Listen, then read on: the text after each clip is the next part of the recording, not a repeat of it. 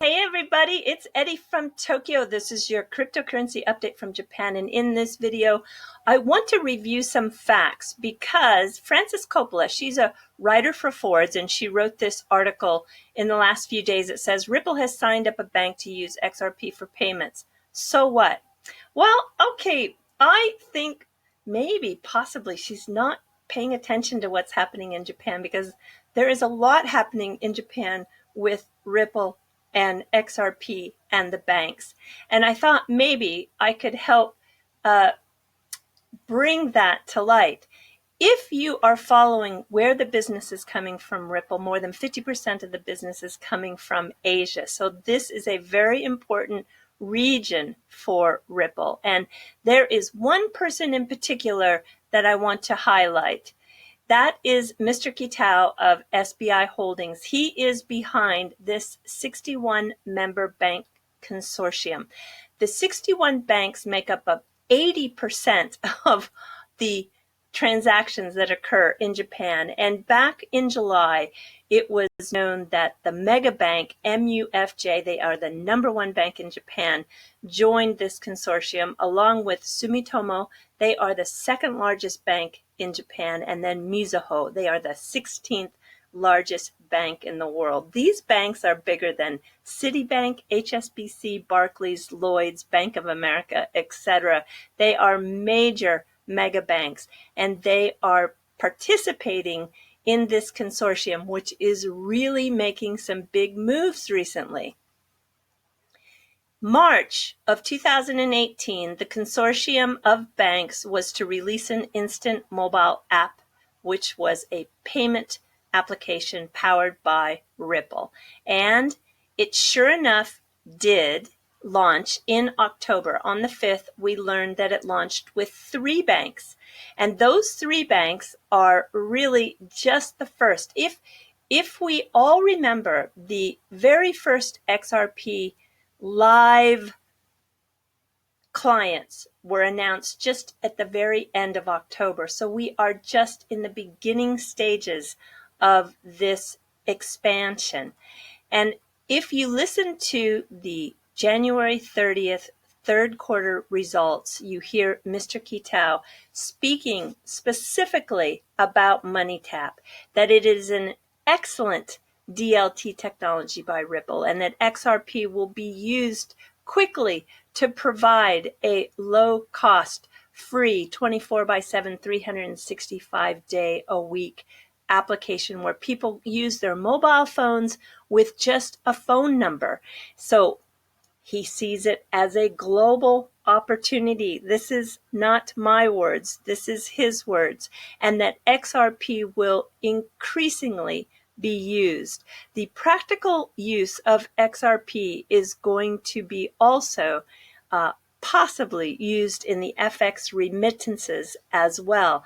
You can listen to the 1 hour and 12-minute mark to hear him talk about this.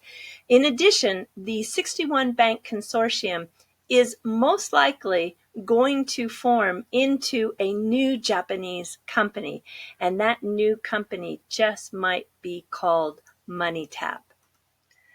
And if you go to the most recent notes of the FSA, they're a financial service agency. They fall under the Ministry of Finance. You can see here that they talked about the planned overseas expansion of MoneyTap, and that the Sumishin Bank, Suruga Bank, and Resona Bank are the very first to use this technology, and the expansion for foreign exchange remittance function was discussed. So this is not something that's on a shelf. This is not something that's a big pipe dream.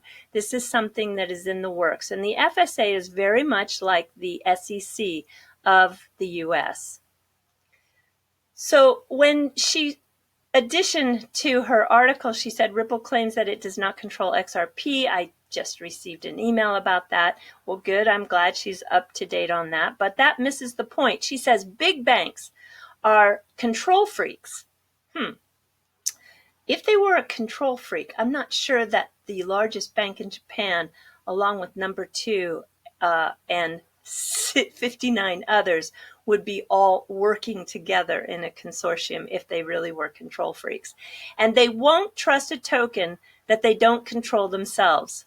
And they are big enough to create their own payment rails.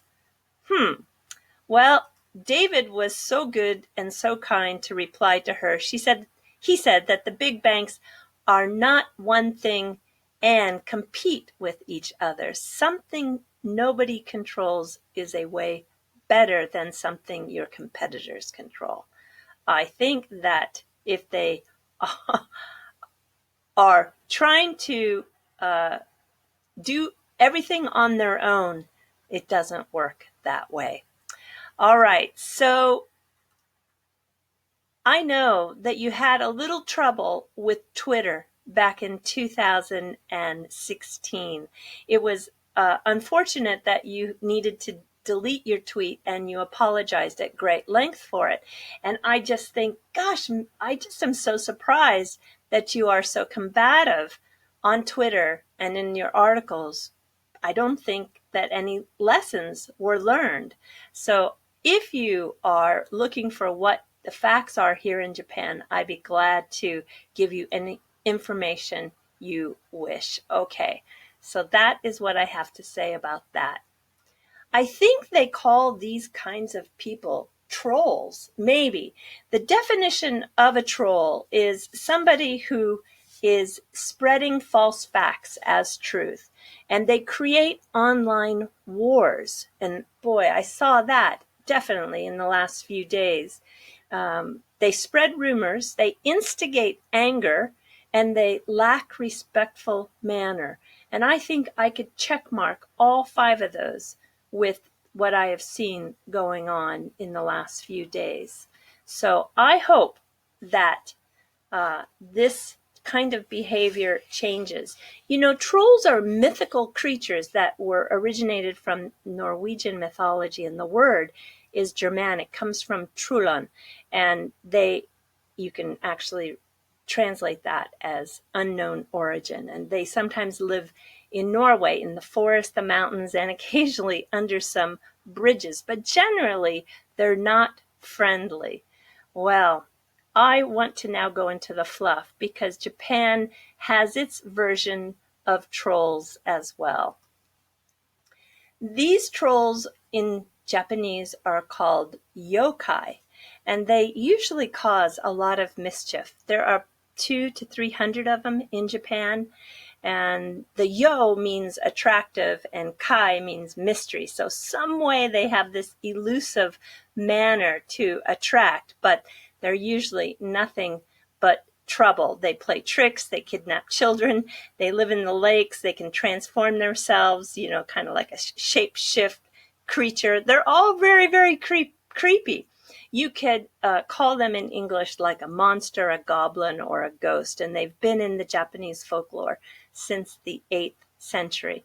And one in particular that I actually love are the bakaneko. They are huge cats that are always getting into trouble, but they are big cats with long tails, which is really rare here in Japan because most of the cats are bobtails, and they are causing a lot of mischief. This is a ukiyo-e print from the Edo period. I just think they are a little on the cute side, even though they do cause trouble. And the last yokai that I thought was very appropriate for this particular video is one in particular called Amanojaku, and it is one that is known for provoking humans, spreading spiritual pollution wherever they go. So I think when you instigate that kind of disrespectful manner and instigate anger, spread rumors, and create online wars, it's a form of spiritual pollution. All right, everybody, have fun exploring the world of yokai. There are some great characters. Thank you. Take care. Sayonara for now. Bye-bye.